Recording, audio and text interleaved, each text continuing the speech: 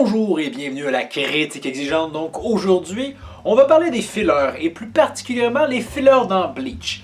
Cette vidéo, j'avais envie d'en faire part depuis un bon bout de temps et c'est en écoutant une vidéo du joueur du grenier où il parle de ses shonen préférés, notamment de Bleach, et il disait Filler dans Bleach, c'est une purge intestinale, mais vraiment c'est la violence absolue. Les fillers sont insupportables dans Bleach. Vous me voyez venir, hein? Oui, je sais ce que vous dites. Il va pas vraiment nous dire qu'il aime les fillers de Bleach. Je vais même vous dire que j'ai commencé à écouter Bleach via des fillers. Ben oui, j'ai commencé avec l'arc Banto. J'étais même pas mal à la fin de l'arc Banto. Oui, des fois je commence des animés comme ça. En fait, je les commence où ils sont rendus et je vois si je trouve que ce que je vois est bon. Et après coup, je vais commencer par le début. Donc, les fillers dans Bleach, ils sont pas, je trouve, si mauvais que ça. Hein? Ils ont décidé, les studios d'animation de Bleach, de faire des fillers sous la forme d'arcs. Et les arcs, je les trouve pas si mauvais que ça. Et on va regarder ensemble pourquoi. Il y a 4 grands arcs fillers dans Bleach. Il y a d'autres fillers ici et là. Ces fillers-là, je suis d'accord avec vous que c'était souvent pas très utile. Et donc, il y en avait 4 grands arcs. Il y en a 2 d'entre eux qui, à cause que l'arc bataille de Kura Karadan et Sobi Orihime est tellement long, qu'on a 2 fillers qui, chronologiquement, s'inscrivent dans rien. Hein. Tu viens de voir le combat Grimmjow, il est achevé, et après ça, bang, on skip un autre filler. Donc, je vais être d'accord que ces fillers-là, hein, ils sont un peu frustrants parce que tu as envie de voir la suite et finalement on plonge dans une histoire complètement différente qui chronologiquement n'existe juste pas. En fait, c'est assez impossible que ça puisse se rendre place. Donc je peux comprendre qu'effectivement ces fillers-là sont un peu fatigants. Par contre, je défendrais quand même qu'il y a quand même des combats intéressants ici et là, des bons designs de personnages, des bonnes capacités aussi. Donc tout n'est pas acheté par la poubelle. Je pense notamment à l'arc Muramasa où on a les impactos de nos héros qui se manifestent et il y en a qui ont vraiment des designs assez classe. Et également, dans cet arc-là aussi, on a le combat entre Byakuya Koga qui est très bien animé, des bonnes idées, c'est vraiment un excellent combat. Et c'est d'ailleurs original de voir que Koga, c'était la grande menace de cet arc-là. C'est pas Ichigo qui va le battre, c'est Byakuya. Hein? Par contre, hein, on s'entendra, hein, que Byakuya, on nous fasse croire qu'il a trahi. Hein. En temps normal, on les croit pas. Dans un filler, on les croit encore moins. Donc c'est sûr que ces 2 arcs-là, je peux comprendre la frustration. En fait, je comprends déjà la frustration en temps normal pour des fillers, mais ici, encore plus, parce que tu nous coupes au milieu de ce qu'on veut voir, hein, la trame principale. Je peux comprendre. Hein. Donc, je vais surtout vous parler de l'arc Banto et de l'arc Mud Soul. Ce sont des arcs qui peuvent logiquement prendre place dans la chronologie de Bleach et je suis content qu'ils y soient parce que ce qu'ils apportent est, je trouve, très intéressant. On va commencer par l'arc des Banto. Ce que j'aime beaucoup de cet arc-là, c'est que ça vient freiner un peu la course à la puissance qui est un grand problème dans Bleach. Dans le sens où Ichigo vient d'avoir son Bankai, il s'est battu contre Byakuya, et bang, il se fait ratamer par Aizen, et après ça, après coup, qu'est-ce qui se passe? Les Arrancars débarquent, et déjà Ichigo, ton Bankai était à la ramasse, t'es plus assez fort. Il faut que tu passes à un niveau de puissance supérieure. C'était, je vous dirais, trop rapide, j'ai l'impression.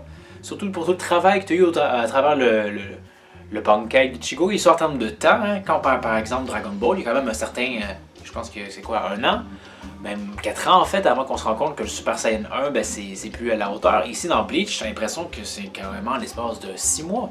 C'est un peu trop rapide. Et l'arc Banto vient justement nous permettre de toujours un peu apprécier le fait que le Bankai d'Ichigo, il vaut pas de la merde. Hein. Il est encore efficace pour se battre contre des grandes puissances. Puis également, je dirais que l'intrigue aussi, elle est quand même bien. Les Bantos sont quand même intéressants, une race de créatures un peu vampiresques créées par la Soul Society, parce que justement, hein, on se plonge un peu plus dans l'histoire de la Soul Society, on se rend compte que, oui, avant qu'Ichigo arrive et,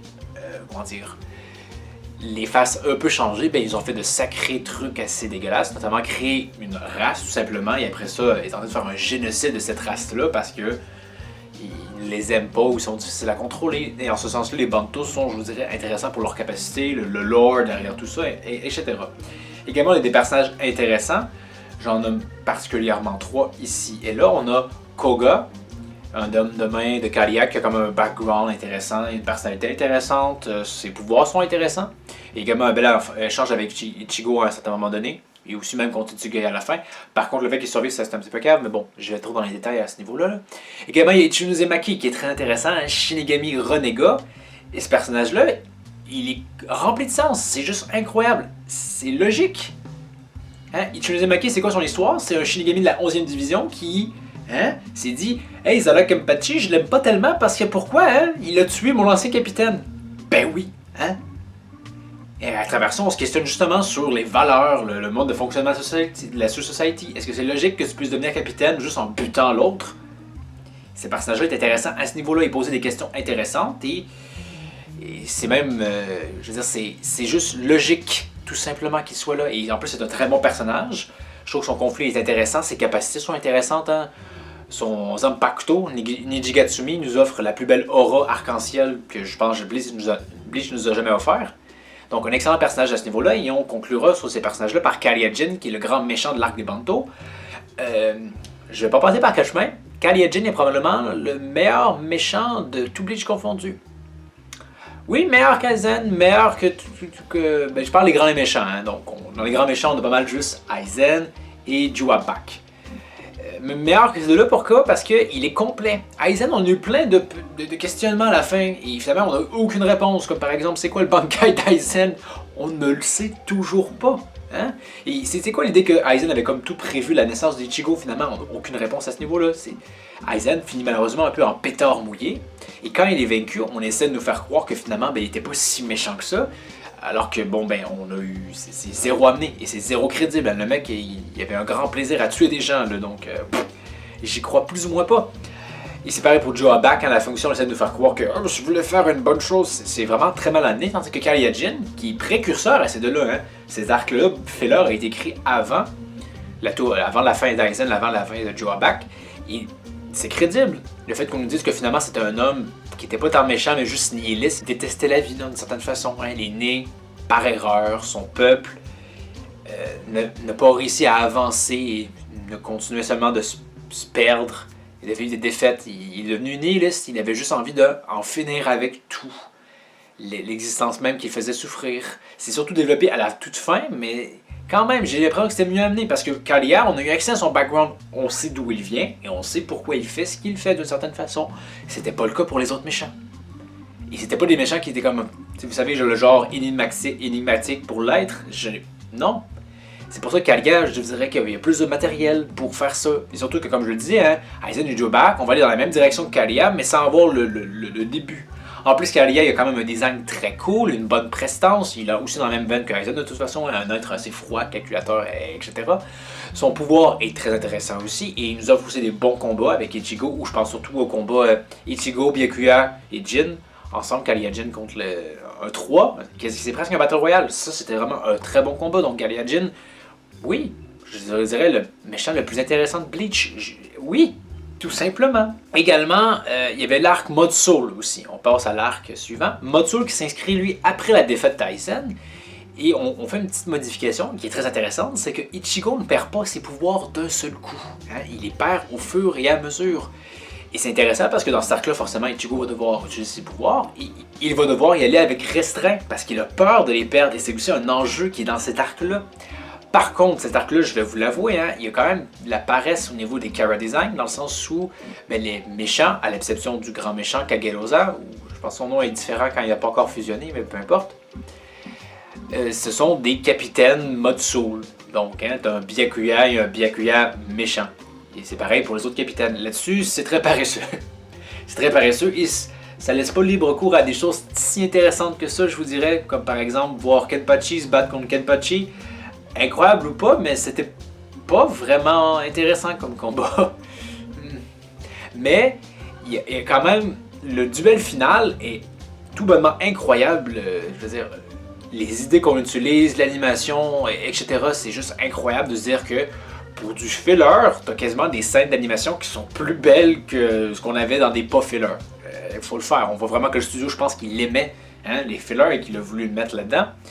Également, on a le méchant aussi, principal, je peux en parler, Kagerosa qui a quand même un pouvoir très intéressant, son Zanpakuto a des capacités vraiment intéressantes, mais surtout ce que j'aime vraiment, c'est qu'à un certain moment donné, on s'entend que le problème principal d'un filler, c'est qu'on sait que ça va bien se finir. En fait, on le sait toujours en général, hein, mais là on le sait encore plus parce que il faut que l'histoire puisse continuer, donc...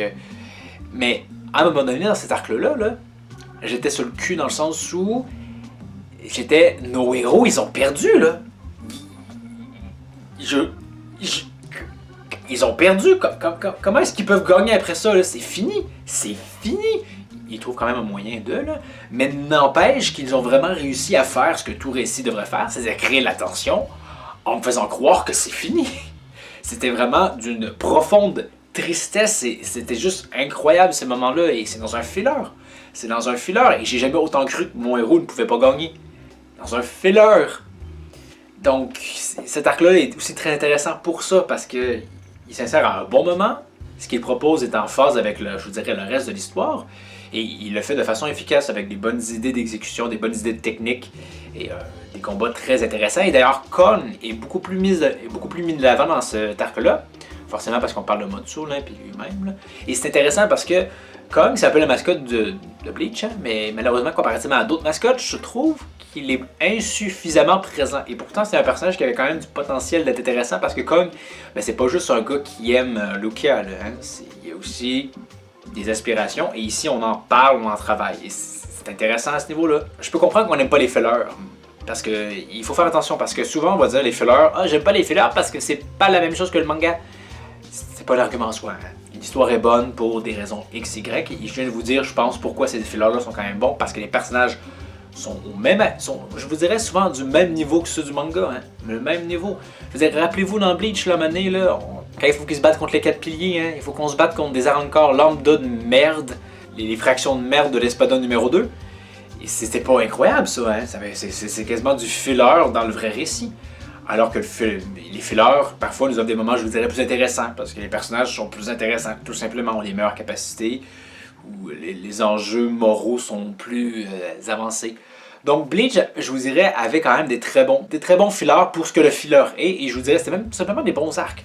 Hein, comme je vous disais, il y a les arcs du milieu que je peux comprendre que oui, on aurait pu s'en passer, ça aurait pu être bien, mais je suis très content que l'arc Banto soit existé. D'ailleurs, Ichino Uzumaki, c'est un de mes personnages préférés de Bleach.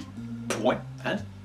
Et je suis très content que l'arc mode soul arrive simplement pour ce que je vous ai dit, hein, ce moment-là où incroyable de fin, le combat final, et également ce moment-là où tu as juste l'impression que c'est fini et que c'est juste incroyable à quel point la tension elle est là, à quel point c'est triste parce que tu es juste comme mais nos héros ont perdu, qu'est-ce qui se passe? C'est impossible, ils ont perdu. Donc, qu'en avez-vous pensé des fillers de Bleach? Bleach en général, pourquoi pas, hein, parce qu'on sent que Bleach à la fin, ça n'a pas fini extrêmement bien. Je pourrais peut-être faire une vidéo là-dessus, un peu plus virulente. Hein, j'aurais beaucoup de choses à dire par rapport à Bleach.